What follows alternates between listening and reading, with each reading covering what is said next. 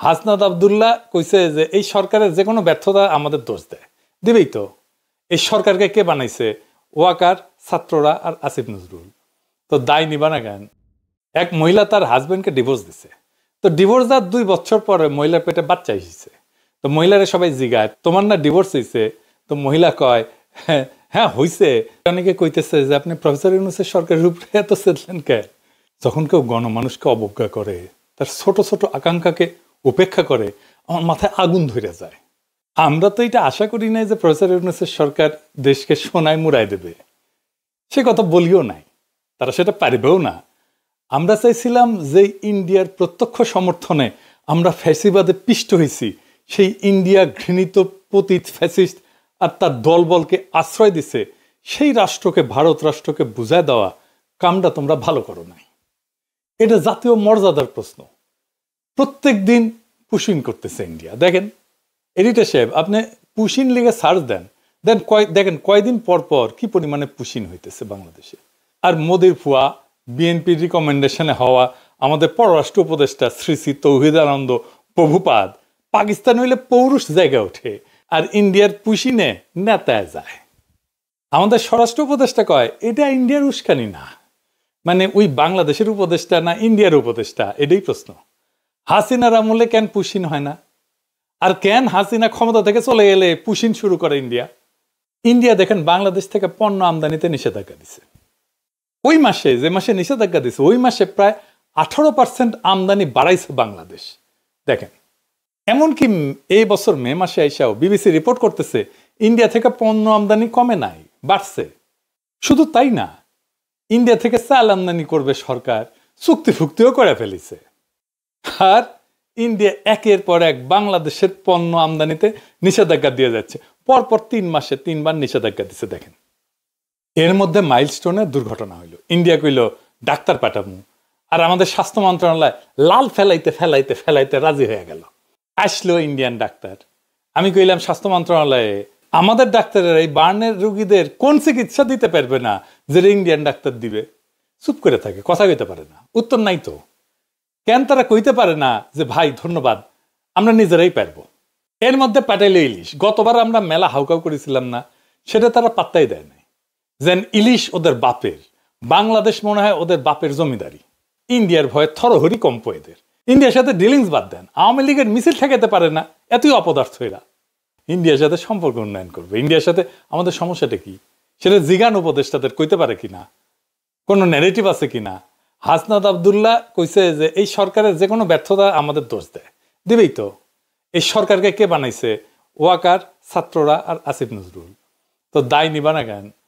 পুরা জুলাইকে তো তোমরা মিডিল ক্লাসের ন্যারেটিভ বানাই ফেলছো, যেন মিডিল ক্লাস আর ঢাকা ইউনিভার্সিটির ছাত্ররা জুলাই করেছে। যেহেতু মিডিল ক্লাস এটা একা করে নাই, বেশিরভাগ করছে দরিদ্র প্রান্তিক মানুষেরা, তারা তাই জুলাই দুর্বল হয়েছে, তারা সরে গেছে, তোমরাও দুর্বল হয়েছো। ওই রাজপথের শক্তিটা দূরে সরে গেছে। যাই হোক, এই ইন্ডিয়া প্রসঙ্গে একটা গল্প মাথায় আসলো যে কেন প্রফেসর ইউনূসের সরকারের এত ইন্ডিয়া প্রেম, এত বাম্বু খেয়েও ঠিক হয় না। এক মহিলা তার হাজবেন্ডকে ডিভোর্স দিছে, তো ডিভোর্স দেওয়ার 2 বছর পরে মহিলার পেটে বাচ্চা এসেছে।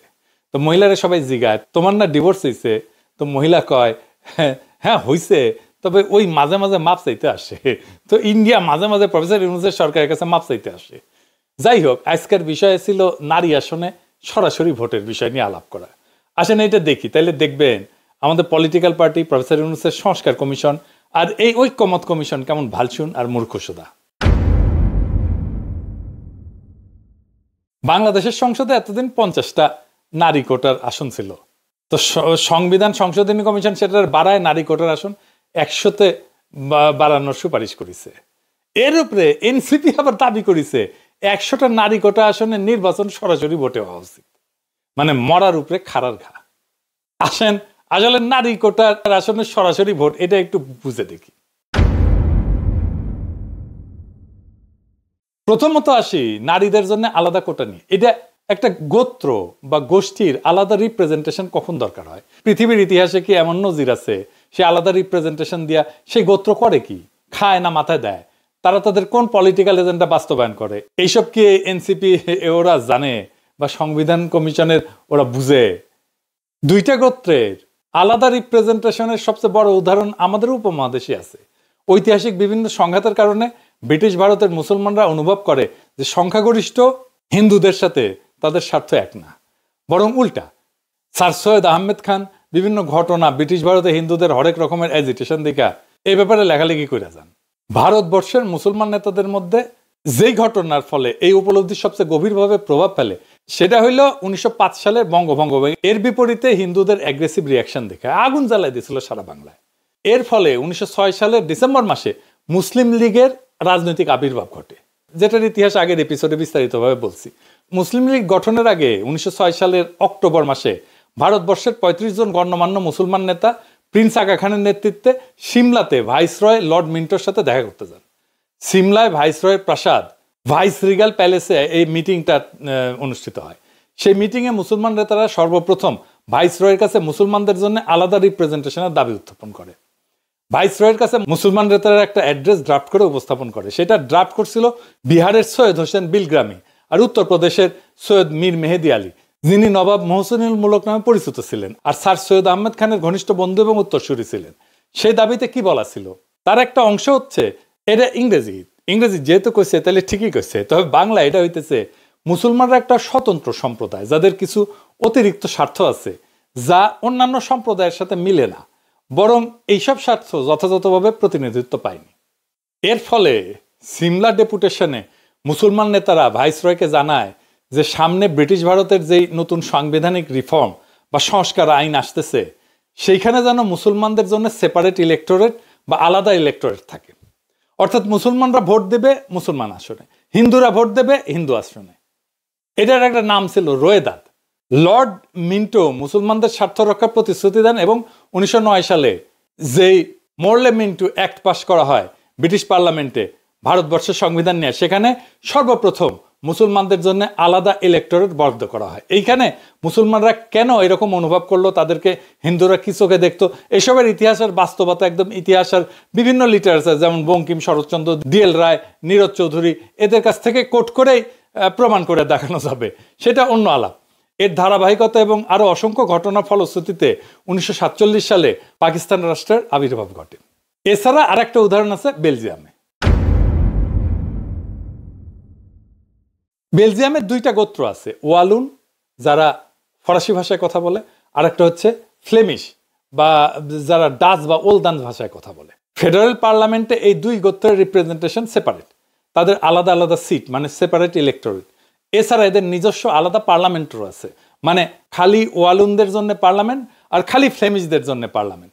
তাইলে এতক্ষণ ধরে যা বুঝলাম আমরা সেটার মর্মার্থ হচ্ছে একটা গোত্র বা গোষ্ঠী তখনই নিজেদের জন্য আলাদা সেপারেট ইলেক্টোরেট অথবা রিপ্রেজেন্টেশন দাবি করে যখন তারা অনুভব করে যে তাদের স্বার্থ অন্য গোত্র সংরক্ষণ করবে না। তারা অন্য গোত্রের মানুষকে বিশ্বাস করে না এবং অন্য গোত্রের মানুষ যা করবে যে সেটা তাদের স্বার্থের ঠিক বিপরীত হবে। এখন এই যে নারীদের জন্য আলাদা সংরক্ষিত আসন, এটা তো একটা হাসজারু মার্কা আলাদা রিপ্রেজেন্টেশনের বুদ্ধি, একদম টিপিক্যাল বাঙ্গু প্রগতিশীল মার্কা বুদ্ধি। কিরকম প্রগতিশীল? এই যে দেখেন দিল্লির মালমতিগঞ্জ প্রথম আলো এটার একদম ডাইহার্ট প্রমোট করে। মতি মাহফুজ আমাদের যা করতে বলবে আমাদের বাই ডিফল্ট সেটার উল্টা কাজ করা উচিত। আসেন এটার ভিতরের বিষয়টা একটু বুঝে দেখি। নারী আর পুরুষ কি রাজনৈতিকভাবে আলাদা গোত্র বা গোষ্ঠী? কখনোই না, হতেই পারে না। এটার উদ্ভট অসম্ভব প্রস্তাবনা। সেপারেট বা আলাদা রিপ্রেজেন্টেশনের প্রশ্ন তখনই ওঠে যখন কোনো গোত্র বা গোষ্ঠী রাজনৈতিক বা পলিটিক্যাল দৃষ্টিকোণ থেকে নিজেদের স্বার্থকে অন্য গোত্রের স্বার্থ থেকে আলাদা বিবেচনা করে। একটা রাজনৈতিক মতাদর্শ বা ফিলোসফিতে নারী পুরুষ উভয়ে একই সাথে পার্টিসিপেট করে। যেমন আওয়ামী লীগের রাজনৈতিক মতাদর্শ কি সেটাও কন ভারতের পাঁচাটা, তাই তো? আর 71-এর চেতনা। এই যে আওয়ামী নারী, আওয়ামী পুরুষ, আওয়ামী বৃদ্ধ, আওয়ামী যুবক সবাই এটা ধারণ করে। একইভাবে বামাদের রাজনৈতিক মতাদর্শ কি, যেটা যাই হোক বাম নারী পুরুষ একসাথে ধারণ করে, তাই না? ইসলামী রাজনীতির মতাদর্শ নারী পুরুষ উভয়ে একসাথে ধারণ করে। এখানে নারীদের সাথে পুরুষদের কোনো ন্যূনতম রাজনৈতিক ডিফারেন্স নেই। নারী আর পুরুষ আলাদা সেপারেট কোনো রাজনৈতিক গোষ্ঠী না, যে ঠিক যেরকম যুবক আর বৃদ্ধ কোনো আলাদা রাজনৈতিক গোষ্ঠী না। কাউকে কি কশ্মিন কালেও কোনো প্রস্তাব আনতে শুনছেন যে বৃদ্ধদের জন্য আইনসভাতে আলাদা সিট লাগবে, 40 থেকে 50 বছর বয়সের জন্য আলাদা সিট লাগবে, 20 থেকে 30 বছর বয়সের জন্য আলাদা সিট লাগবে? না, শুনেন নাই।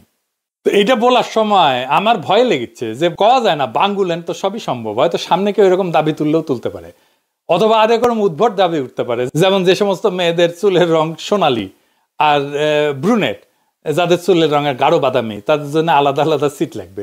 যদিও বাংলাদেশের অধিকাংশ মেয়ের চুলের রং কালো, কিন্তু পাশ্চাত্যে কিন্তু ব্লন্ড আর ব্রুনেটদের মধ্যে রেশারেশি আছে।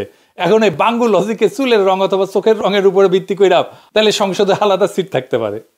নারীদের রাজনৈতিক পরিচয় আর স্বার্থ কি পুরুষদের থেকে আলাদা? না, একদম না।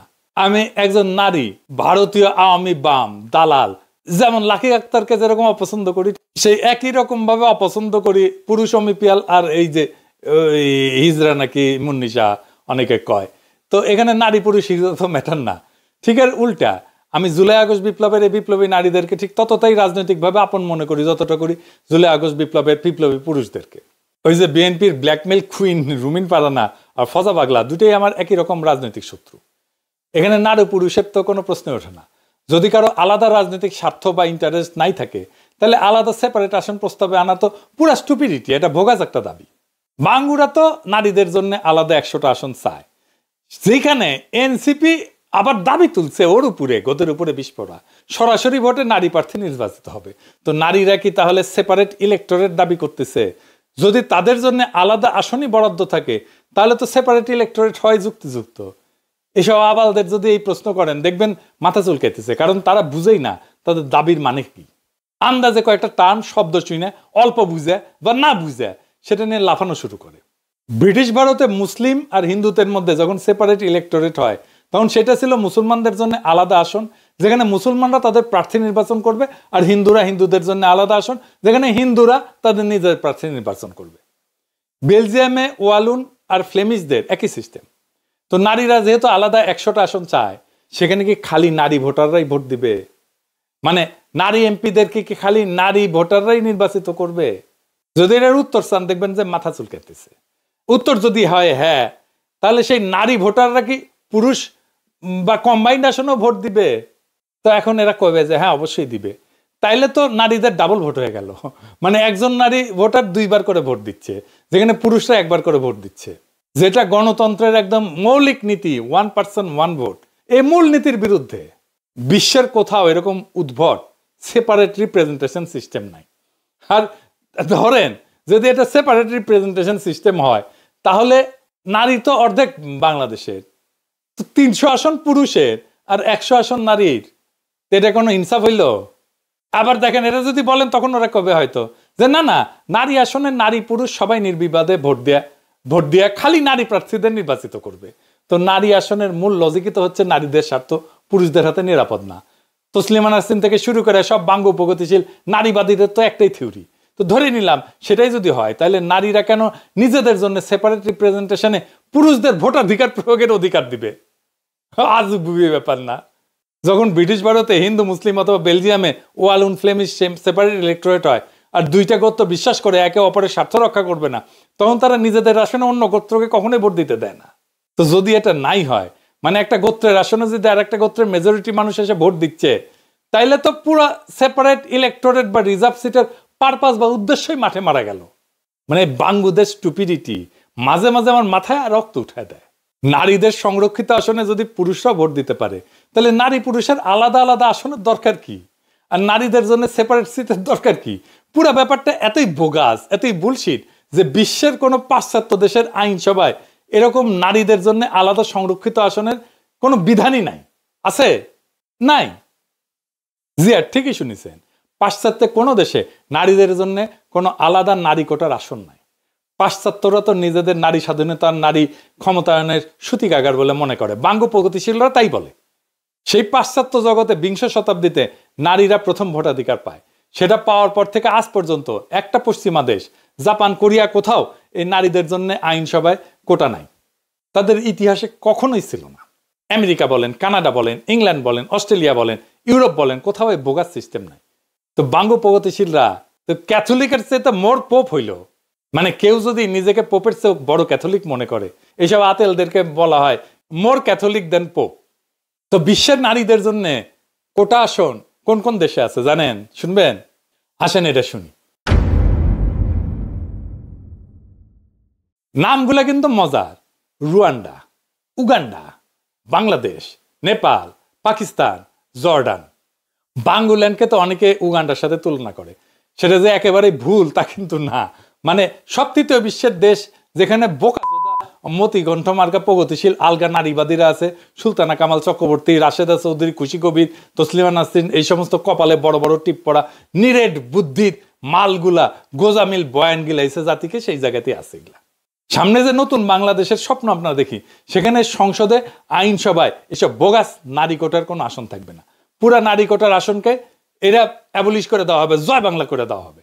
আইনসভা বিষয়ে আমাদের পজিশন খুব সিম্পল, কোনো পিয়ার না, কোনো উচ্চ কক্ষ না, কোনো নারী কোটা না, তিনটা। তো ফাইনালি যেটা আবার আগের কথায় ফিরে আসি, ওই যে কইছিলাম যে আমাদের জাতীয় মর্যাদা ওইটা বিক্রি হবে না, এটা আমাদের শহীদের রক্তে কেনা। আজকের শপথ হোক, আমরা চাই মর্যাদার দেশ, শির দ্বারা উঁচু করার মেধাবী নেতৃত্ব, আর এমন একটা রাষ্ট্র যেখানে প্রত্যেকটা সিদ্ধান্তের কেন্দ্রে থাকবে জনগণ, আর শুধু জনগণ। এই পথেই বাংলাদেশ হবে সত্যিকার অর্থে স্বাধীন, মর্যাদাবান এবং গণতান্ত্রিক। ইনকিলাব